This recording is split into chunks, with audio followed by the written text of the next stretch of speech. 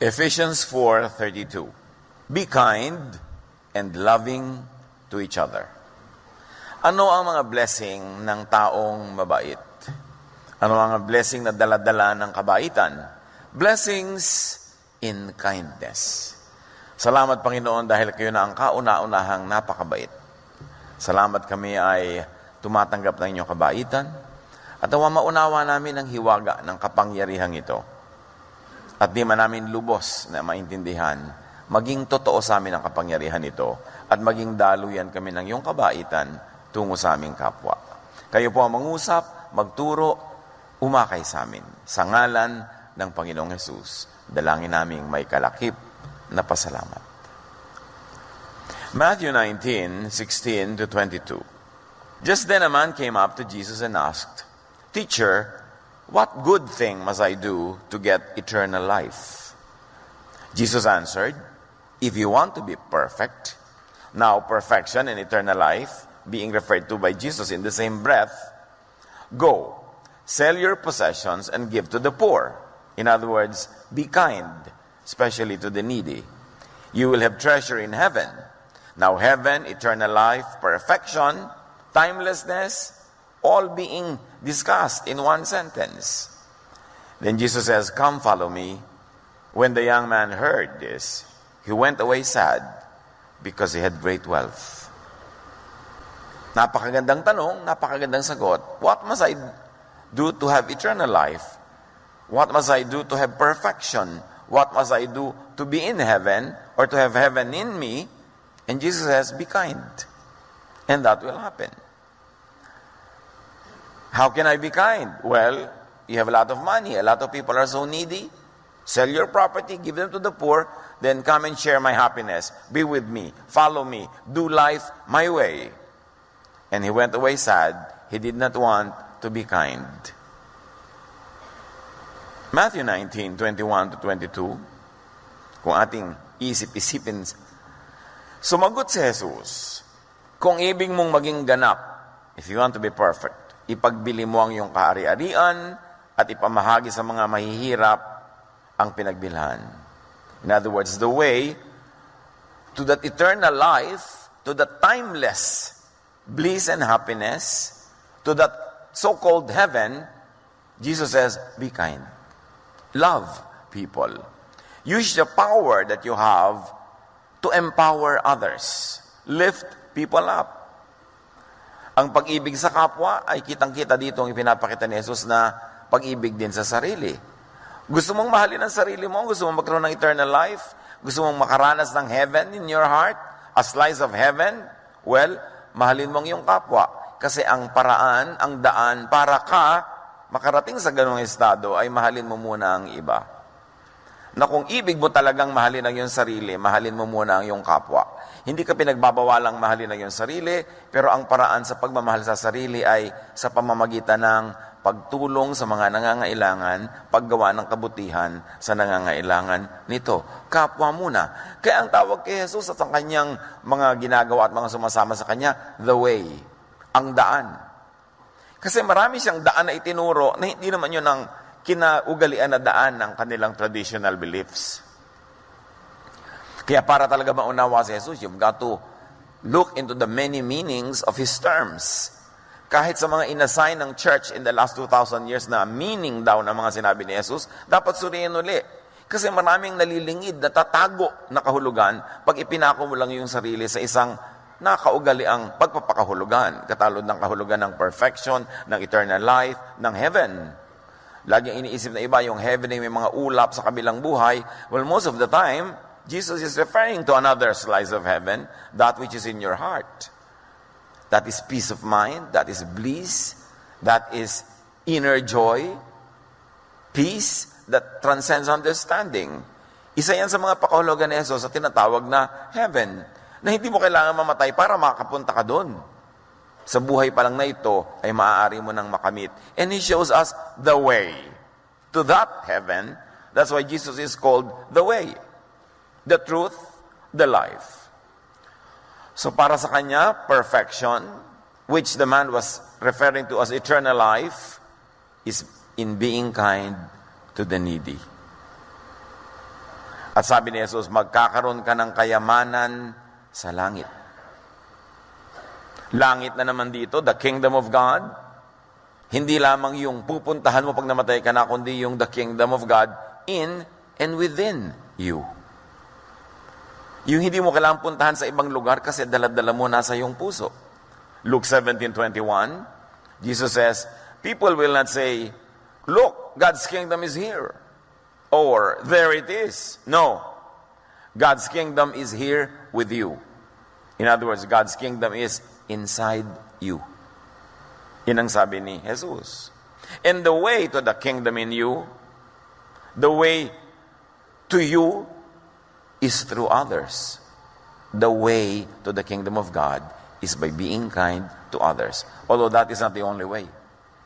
Pero si Jesus, marami siyang itinuturo na ways how to get to that longed for ideal heaven that people are always equating to the physical place where they go after you die. Pero sabi niya, no, be kind and you will experience heaven. You will experience timeless life, eternal life, na kahit maiksi, kahit sandali, kahit saglit, but it is timeless, it cannot be measured. So, it is like forever. At yung langit na yun is in your heart, in your mind. Therefore, yung langit na yan ay spirit, feelings. At paano ka nagiging mayaman? Sabi, you will be rich in heaven, you will have a lot of reward in heaven. Feeling rich at heart is wealth.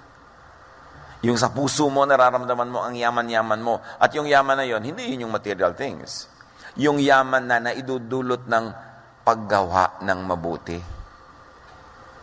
Na ang gumagawa ng mabuti, hindi ka man suklian materially, yung ligayang nadama mo habang ginawa mo yun, naalala mo yun, yun ay yaman, yun ay heaven, yun ay eternal life in another format.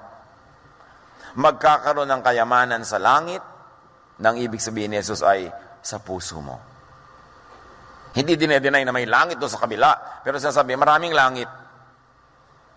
Maraming eternal life na pwedeng ma-enjoy. Maraming paradise. And one way to that is by being good to others. True wealth is in the heart. True wealth is in feelings. In the good feelings caused by being kind to others. Kayo na mga gumagawa ng mabuti sa kapwa, alam nyo yung ligaya na yon. Yung nakagawa ka ng mabuti, ang saya-saya-saya mo, langit yun. Huwag na kayo mag-antay na mamatay para maramdaman yung langit. Kaya napakaraming mga langit na pwedeng maranasan. Pero ang sabi ni Jesus, the way is kindness. Sabi ni Jesus, sige, ibenta mo yung mga ari-arian, ibigay mo sa mahihirap, at yung mga hindi mo pa naramdaman before, kasi hindi mo pa ginawa yan before, mararamdaman mo, malalaman mo ibig sabihin ng heavenly feeling. Pagkatapos niyan, bumalik ka at sumunod ka sa akin. Makakasunod ka kasi alam mo na yung feeling eh. You will go where I am because you have taken the way that I take, and it is the way of love. It is the way of kindness. Hindi ka pwedeng sumunod sa akin kung physical lang ang pagsunod mo. Pupunta ka sa pupuntahan ko, gagawin mo ang ginagawa ko, pero hindi mo naman nararamdaman yung nararamdaman ko. Kailangan, doon tayo magkaisa sa nararamdaman. At mararamdaman mo lang yung nararamdaman ko. You will have my heaven in your heart if you do it my way. And this is, be kind. Nandun ang sikreto. Matthew 25:21. The master answered, doon sa kinalugdan niya na manggagawa, you did right. You are a good servant who can be trusted. You did well with that small amount of money. So I will let you care for much greater things. Come and share my happiness with me. So yun yung sinasabi ni Jesus, come, follow me. Come with me to heaven. Be with me in my kingdom and let my kingdom reign in you. That happiness will be yours. And the way is through kindness. Follow me. Sabi ni Jesus, be with me in happiness, in my kingdom, in that so-called heaven. Follow means I will reign in your heart, and your heart will be my kingdom. Your heart will be heaven within you. Kaya sabi niya, The kingdom of God is within you. Nasa puso. Kailangan nararamdaman mo. Kasi ramdam pag nag-ahari sa iyo ang Diyos. At sa pagpapatuloy ni Jesus, at sa kwentong ito, narinig ng mayaman yung sinabi ni Jesus, nalungkot. Pagkarinig nito, malungkot na umalis ang binata sapagkat siya'y napakayaman. So you see, malungkot is negative feelings. Ang sinasabi ni Jesus, come and share my happiness, that's positive feelings. And what makes the difference between negative and positive feelings is your willingness in your actual deed to be kind. So malungkot siya, negative feelings, kabaligtaran ng positive feelings or happiness, meaning ang malungkot means non-heaven, and it could be hell. So you can have heaven, you can have hell in this life as well. You don't have to wait to die. Kasi pag malungkot ka, hell yun. Pag masaya ka, heaven yun. At sinabi ni Jesus, maraming kasiyahan, maraming daan para sumaya, at isa ang tinuturo ko sa yung pinaka-epektibong paraan para magkaroon ka ng langit sa iyong puso. Gumawa ka ng mabuti, maging mabuti ka at mabait sa kapwa. Pero nalungkot siya kasi ayaw niya mag-share. Mas mahal niya ang kayamanan higit sa kapwa-tao. Which means, mas mahal niya ang kayamanan kaysa kanyang sarili. Kasi ang sabi, mahalin mo ang iyong kapwa tulad ng pagmamahal mo sa iyong sarili. So kung hindi mo mahal ang iyong kapwa, ang totoo nun, hindi mo rin mahal ang iyong sarili. Sa pag-maintain mo ng kayamanan, akala mo minamahal mo ang sarili mo? No. Kasi yun ang naging hadlang para ka nga sumaya, edi hindi pala. Mas mahal niya ang kanyang sarili higit sa langit, higit sa Diyos, higit kay Jesus. Therefore, hindi totoong ibig niyang sumunod kay Jesus. Yung maiksing kwento na yun, pag inanalyze mo, sabi niya, Master, gusto ko pong sumunod sa inyo. Talaga? O sige, my way is the way of kindness. You want to take it my way? Do it my way, then be kind. How can I be kind? Well, give your money to the needy kasi they are very needy. Not that pag susunod ka kay Jesus, gusto niya maubos ang kayamanan mo rin. No.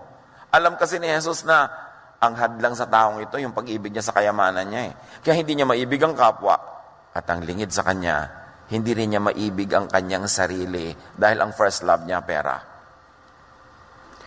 Marami mga tao, mga kapatid, ang first love, pera, pati sarili, hindi mamahalan tama. Lumilikha ng mga kaaway para lang sa pera. Eh, mahal mo ba yung sarili mo? Lumilikha ka ng kaaway? Nakikipagkasira sa mga kaibigan. Minsan sinisira pa ang sariling kalusugan dahil sa pera. Inilalagay at sinusuong ang sarili sa panganib dahil sa pera. Di pera mahal mo, hindi ang sarili mo. Kaya sabi ni Jesus, linawin mo muna yan. Kung talagang gusto mo sumunod sa akin, magkalinawan. Kailangan, hindi pera ang number one mong love. Love for others means putting others first. 1 Corinthians 10:33, tularan ninyo ang ginagawa ko, sabi ni Pablo.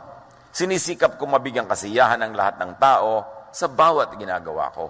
Hindi ko inuuna ang sarili kong kapakanan, kundi ang kapakanan ng marami. So selfishness and kindness means hell.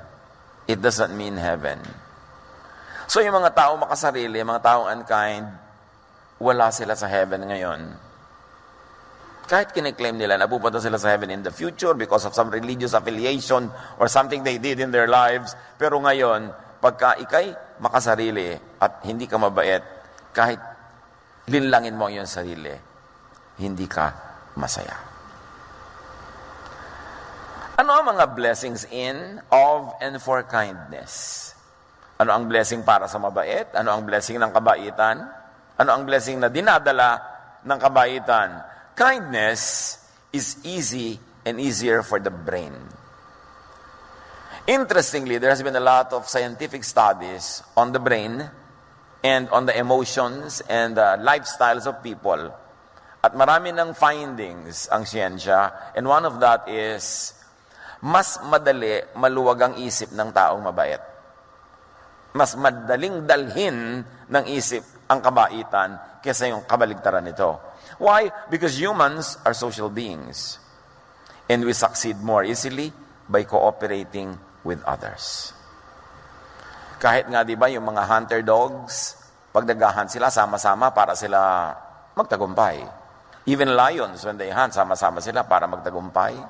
Ang mga isda, ang dami nila nagsasama-sama para pag may kumain sa 10, may buhay pang 20 para magtagumpay yung species nila. Laging ang tagumpay sa cooperation. And cooperation, for it to happen, needs interconnection.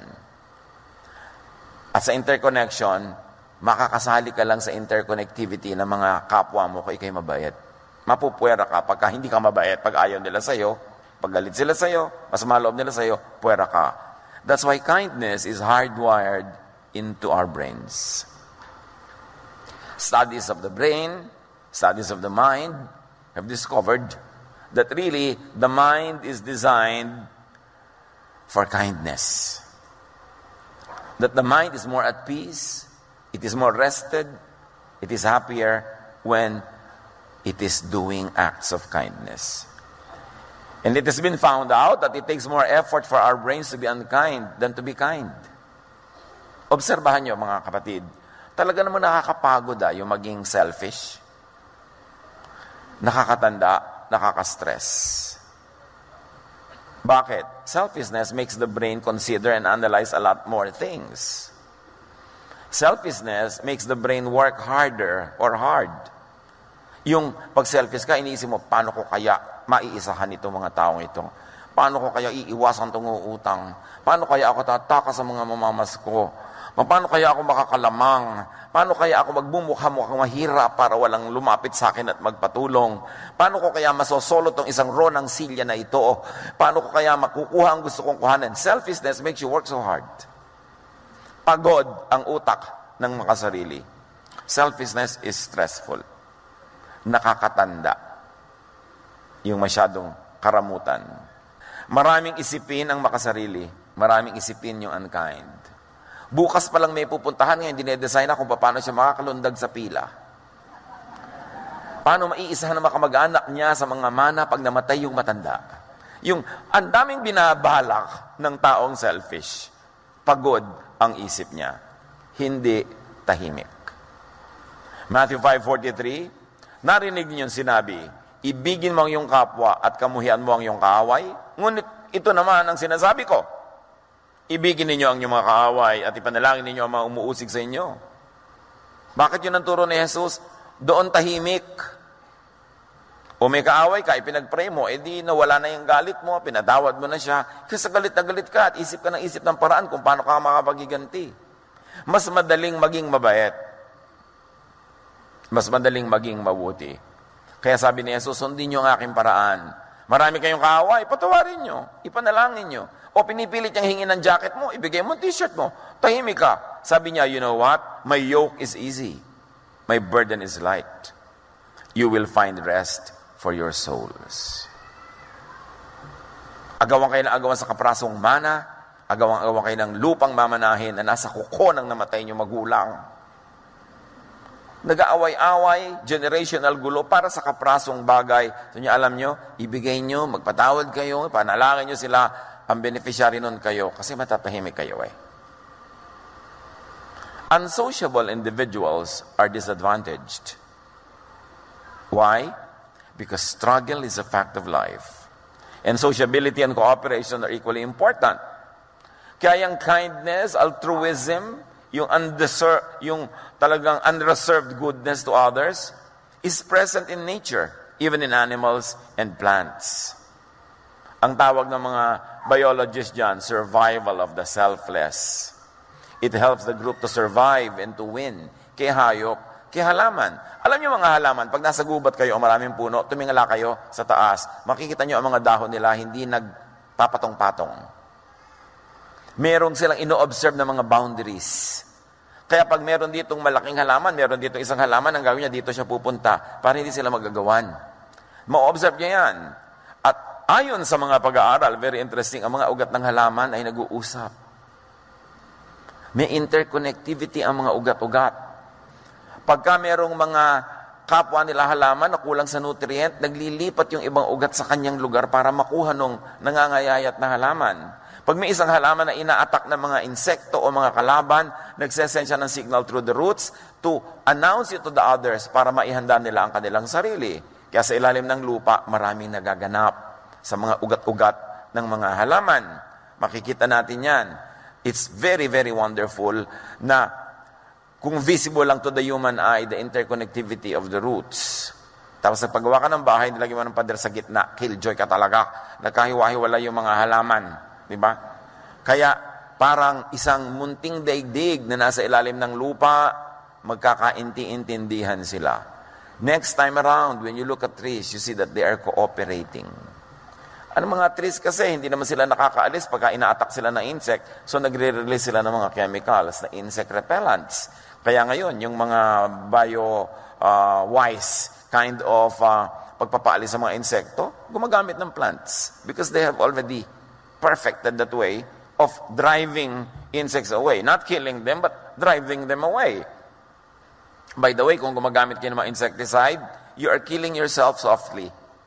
What kills the mosquito also kills you. Except that isang patak lang sa mosquito, sa'yo, isang drum. Dahil hindi ka nakakalanghap ng isang drum, hindi ka namamatay agad. Pero over time, naiipon sa katawan mo, may effect yun.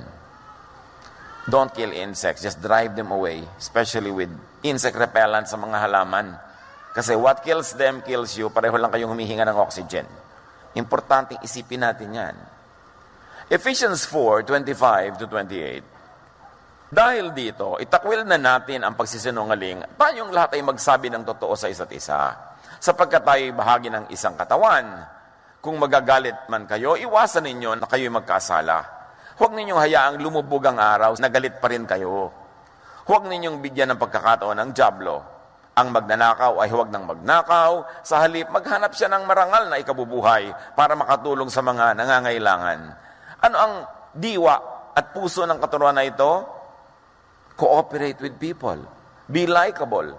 Be trustworthy. Huwag kang magsinungaling. Kasi next time, pagka nagsasabi ka, hindi ka na paniniwalaan, wala nang tutulong sa'yo, lugi ka na. Because you thrive in cooperation. Huwag ka na magalit na matagal. Kasi pag magalit, lumalayo ka. O sila lumalayo sa'yo, lugi ka. Wala kang kaka-ooperate sa buhay. So, importante yan. Huwag kang magnakaw kasi hindi ka pagkakatiwalaan. In fact, mag-create ka ng honest surplus income nang makatulong ka sa iba. Para ano? Para magustuhan ka nila. Para kasama ka na naman sa asosasyon.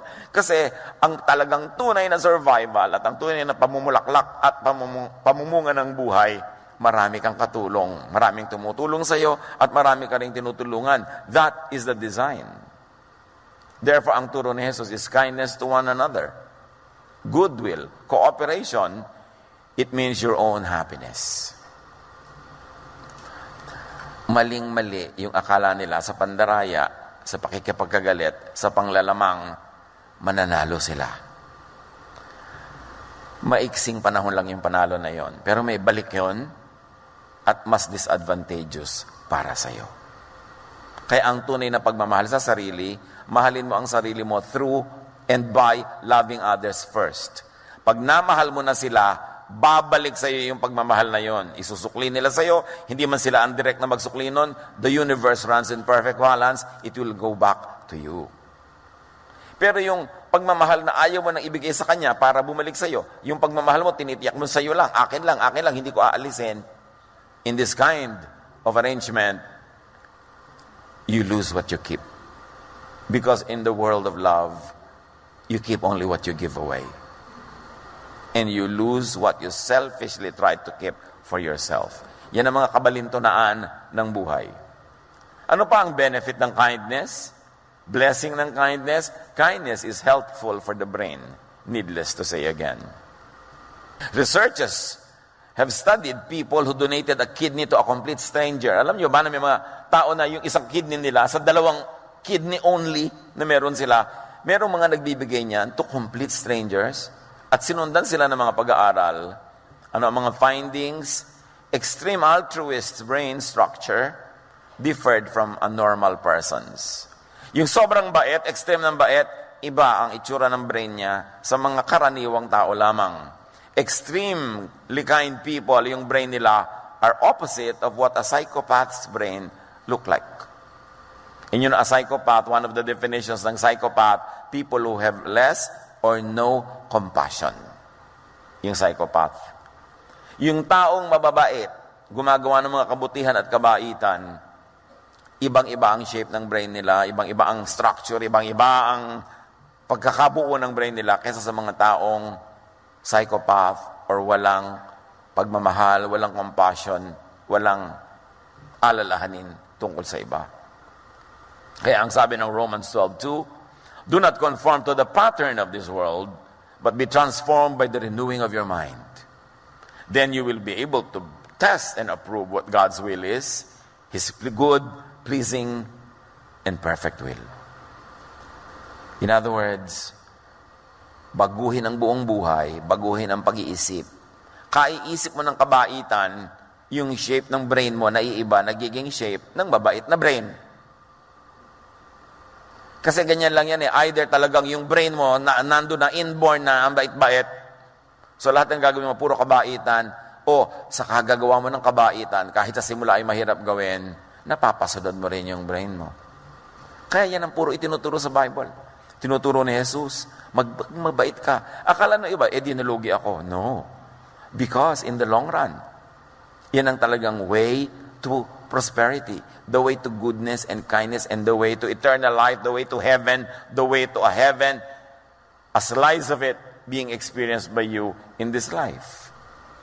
Kindness is the way to happiness, not unkindness. Alalahanin nyo lang mga taong kilala nyo, yung talagang mababait at saka yung talagang mga hindi mababait. Sa palagay nyo, sino talaga yung masaya? Hindi mahirap masabi. Because kindness is the way to happiness. Again, studies have shown that unkindness creates fluctuating happiness. Sa mga sinusundan ng mga tao at pinag-aaralan ng kanilang ginagawa at nagiging bunga sa kanilang emosyon, yung mga unkind, yung mga cruel, nagkakaroon din yan ng happiness. Yung mga distorted pleasure. Pero sandali lang. Tapos wala uli. Kaya kailangan gumawa na naman sila ng mali, ng masama, para maramdaman na naman nila yung baluktot nilang kaligayahan na yun. Because unkindness creates ever-changing, transient happiness. But kindness results in a longer-lasting and authentic happiness. Interestingly, a lot of studies have been done in this field. Happy people are kind people. And kind people, or those who do kindness, become happy. Kahit sa simula, plastic ka pa lang sa kabaitan mo. Kauulit-ulit mo yan ang naging habit mo, naging yun na ang shape ng brain mo, nagiging totoo na ang iyong kaligayahan. Kaya sanayan yan eh. Dapat sanayan ang sarili sa paggawa ng mabuti, ng mabait, kaysa sa paggawa ng kabaligtaran nun. James 3:16, sapagkat saan man naghahari ang inggit at makasariling hangarin, maghahari din doon ang kaguluhan at lahat ng uri ng masamang gawa. So pag inggit ka, makasarili, selfish, mapanira, ang kasunod nun gulo. Paraming mga kasamaan, ipinunla mo kasi ay kasamaan. Philippians 2:1-4, do nothing out of selfish ambition or vain conceit. Why? Because it will isolate you from people. Rather, in humility, value others above yourselves. Why? You will be liked. And you will be included in the web. And you will be a winner. Together with everyone else. Not looking to your own interest, but each of you to the interest of others. Cooperation. Because in life, it is a cooperative that will flourish. Kaya baligtad yung mga itinuturo sa mga bata ngayon, be competitive, be competitive. Dapat lagi ikaw manalo, dapat lagi ikaw manalo. You will isolate them from their friends, from their classmates. You will isolate them from their cousins. Pag laging gusto nyo, sila yung winner. And nobody likes the winner. Especially the losers, they hate the winners. Kaya dapat ang tinuturo natin sa mga bata, cooperate. Be friendly. Hindi yung sarili mo lang, sarili mo lang. Kindness always wins. Kindness never goes unpaid. Akala lang natin, lugi ka pag mabait ka. No, because the universe has one basic rule, balance. Lahat ng negative, tutumbasan ng positive. Lahat ng positive, natutumbasan ng negative. Balance ang bunga niyan. And I don't mean negative in the negative way. Laging may balance. So pag nagbigay ka, may tatanggapin ka. O kaya nagbigay ka kasi nauna ka nang nakatanggap eh. Pag tumigil ka ng pagbibigay, tanggap ka ng tanggap, titigil din yung pagdating sa'yo kasi walang balance. So kung gusto mo yung tinatanggap mo, dating ng dating, bigay ka rin ng bigay para yung balance tuloy-tuloy, may flow. Ngayon, bigay ka ng bigay, nauubos ka na. No, because a vacuum will always attract something. So kabibigay mo, nauubos ka, babalik yan ng universe. Kindness never goes unpaid. Kindness is rewarded with an overall health, physical health, and then emotional and social goodwill, peace of mind, health of the mind, which is really wealth. Paikot-ikot siya. May relasyon. People who volunteer to help others, according to studies, lose weight. Baka biglang maraming mag-volunteer. People who volunteer to help others have lower cholesterol levels, lower blood pressure, lower incidences of heart problems. In fact, according to studies, people who volunteer to help others live longer. Of course, unless countered by other factors. No? May mga ibang factor na pwede mag-change ng equation na yun. But all things being equal, yun ang point. All things being equal, yung mabait, matulungin, they lose weight, they have lower cholesterol levels, they are happier, they live longer. Siyempre, gusto ng Diyos yung mababait, humaba buhay. Baligtad yung sinasabi na bang, ay, masamang damo, mahaba buhay. No! Ang talagang humahaba ang buhay, yung maraming pag-ibig, yung maraming kabaitan, yung marunong magpatawad. Kasi lahat ng negative feelings na yan will kill your body. Proverbs 28:27, those who give to the poor will lack nothing, but those who close their eyes to them receive many curses. You see all of the verses, no? Agreeing with all the scientific findings.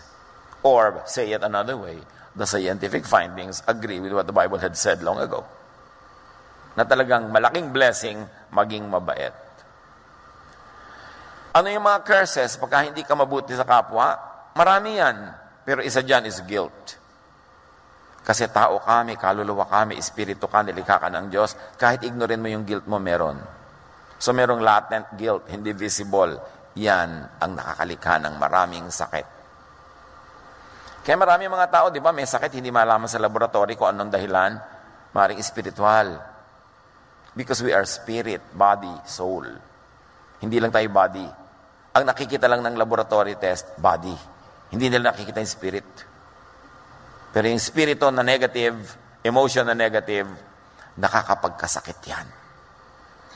Kaya ang itinuturo ni Jesus lagi, alisin mo yung negative emotion, magpatawad ka, humingi ka ng tawad, makipagkasundo ka, be humble, doon ka lulusog. And kindness multiplies. Ilabas mo yung good side mo na galing sa Diyos para yung kapwa mo ma-encourage na yun din ang ilabas niya. Because kindness multiplies. Obserbahan nyo ang mga pamilya na uso karamutan, yung madamot. Minsan may nagpasimulan yan, either yung tatay o nanay o yung kuya o yung ate. So naging uso sa pamilya nila yun. May nagpauso. Dapat ang pausuhin natin yung kabaitan, yung kabutihan. Kasi meron din kabaitan bawat isa na pwede nilang ilabas kung nai-inspire sila. Kung na-encourage sila. Kindness spreads. Kindness leads to a chain reaction of others doing acts of kindness as well. To themselves, to others, to you. 2 Corinthians 9:11, pasasaganain niya kayo sa lahat ng bagay upang mas marami ang inyong matulungan. Sa gayon, lalong darami ang magpapasalamat sa Diyos dahil sa inyong tulong na dadalhin namin sa kanila, sabi nitong mga workers. What was the context? Merong taggutom noon. Sa isang bahagi ng mundo, itong mga Corinthians collected a lot of blessing para ipadala nila doon sa mga kapatiran, specifically sa Jerusalem. At sabi, alam nyo, dahil sa ginagawa nyo yan, maraming magpapasalamat sa Diyos. At alam nyo ba na pag may nagpapasalamat sa Diyos, lalong ginaganahan ng Diyos na mag-blow out. So dahil sa ginagawa nyo, magpapasalamat sila, lalong babaha ang blessing, magiging mabuti para sa ating lahat. Kindness opens the heart and then the mind. Yes, iba talaga yung heart sa mind, but that's another topic. But you begin with the mind, you can affect the heart. When you affect the heart, you can go to the mind. Kahit ano yung bukas na entry point, doon ka pumasok. Yung mga kamisa, alam mo, may kutob ako, heart yun. Kasi yung mind mo, may ibang sinasabi. Yung intuition, maganyan, parang dapat agree. Merong tao na andyan, sabi mo, bakit kaya parang mabigat ang dugo ko sa kanya? Wala namang masabi yung mind mo na dahilan, it is your heart speaks. And most of the time, unless baloktot ang puso mo, tama yung kutob. Kasi may ibang nagsasalita sa iyo. You are a spirit. You are a spiritual being. And so the spirit world also speaks to you. Sometimes, in spite of what the material world tells you. Kaya marunong ang tao, dapat makiramdam sa ganito mga bagay. But kindness opens the heart and the mind. The more giving one becomes, the more one becomes forgiving.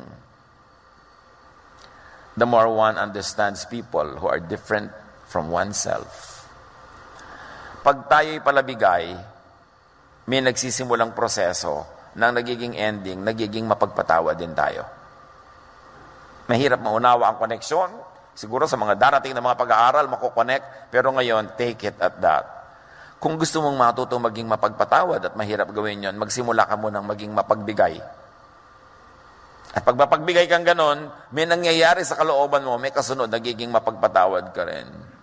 Pag mapagbigay ka at mapagpatawad ka, may mangyayari pa. Mas nauunawa mo ang mga taong dating ayaw mong unawain. Mas natatanggap mo ang mga taong dati hindi mo matanggap. And it all starts with just the plain act of giving. Just give. May taong naiinis ka, padalan mo ng ulam. May taong nagagalit ka, padalan mo ng magagandang bagay. May taong ayaw sa'yo, hindi ka pinapansin, humingi ka ng tulong sa kanya. Yung hindi masyadong mabigat ha. Baka lalong magalit sa'yo. Pero usually people like to help. When you ask people to help. So alam mo, masyado naman pong importante yung taong yun, baka hindi ako pansinin, humingi kang tulong. Basta hindi nakakainis na tulong ha, hindi yung laging nandun ka na lang lagi. Yung expertise niya, hingin mo yung konting advice, people like to help. That's our nature. Begin the cycle of receiving or giving. At kung saan ka man magsisimula, ikaw yung receiver or recipient, just start. Because miracles happen when these things start. Kind people embrace and care for others.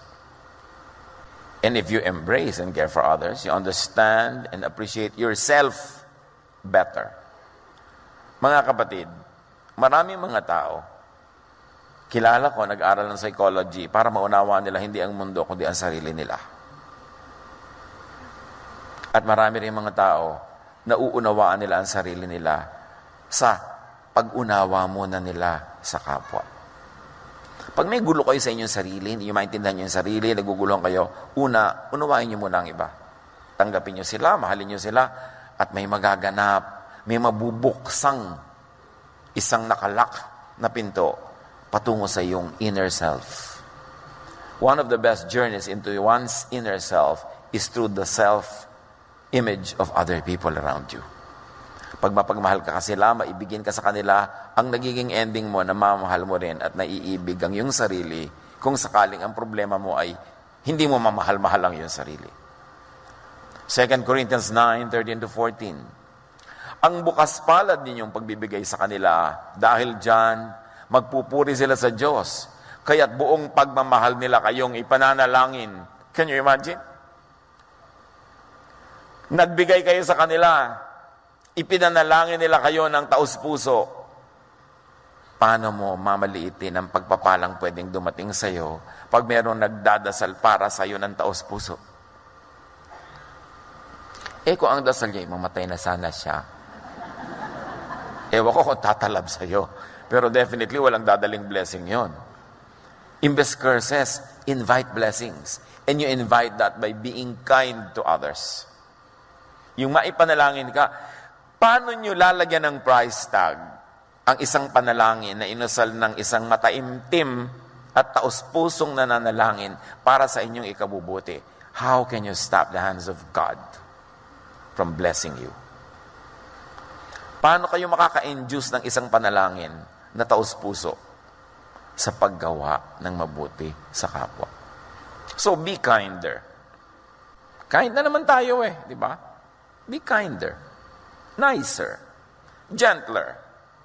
At isa niyan, at isa lang ang isasuggest ko na ngayon na paraan na gagawin nating totoo sa buhay ang yung be kinder, learn to ignore and to overlook an offense. Yung nagalit tayo, na-insulto tayo, may nadinig tayo hindi maganda, nasaktan ang ating loob, pag-aralan nating palampasin. Kasi marami tayong unkindnesses na ginagawa pag pinatulan natin yung mga offenses, perceived or real, pag pinatulan natin, nagiging halimaw tayo. Dapat sinasabi nila natin, hayain na. Sige, na-offend ako sa'yo, hayain na. Hindi mo ko pinansin, hayain na. Mas relax ka. Proverbs 19:11, ang kahinahunan ay nagpapakilala ng katalinuhan. Ang pagpapatawad sa masamang ginawa sa kanya ay kanyang karangalan. So pagka pala mahinahon ka, matalino ka. So pagka hindi ka mahinahon, ikaw ay blank. At pag nagpapatawad ka, karangalan mo yon. Napakaganda nun. Don't get even. Huwag gumanti. Forgive an offense.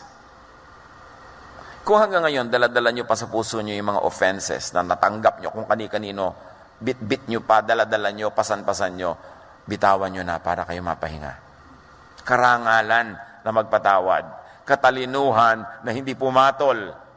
Colossians 3:13, bear with each other and forgive one another. If any of you has a grievance against someone, forgive as the Lord forgave you. What will it lead to? Restoration, unity, kindness, happiness.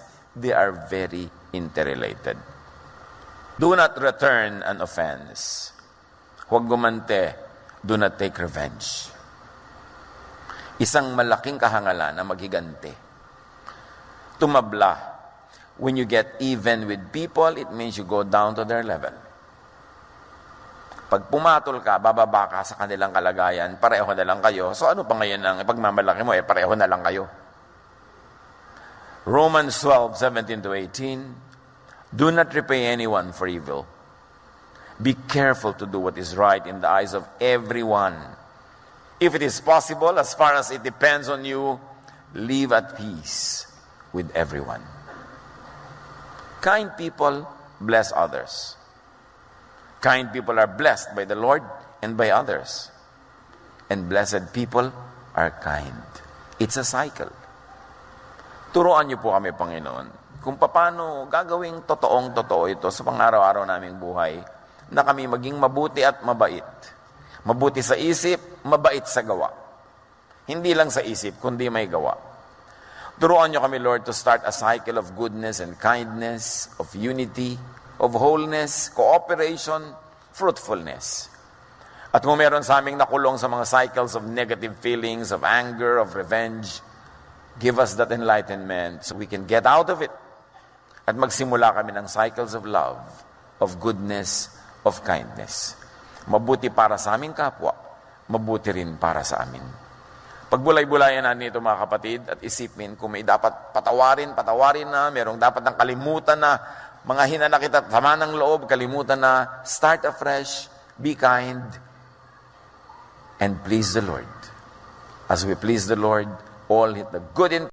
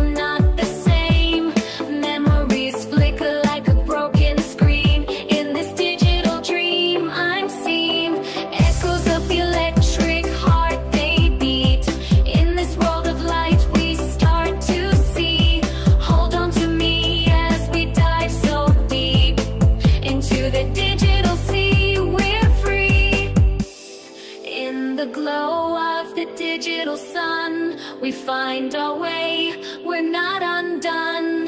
In the echoes of the electric heart, we start again from the very start.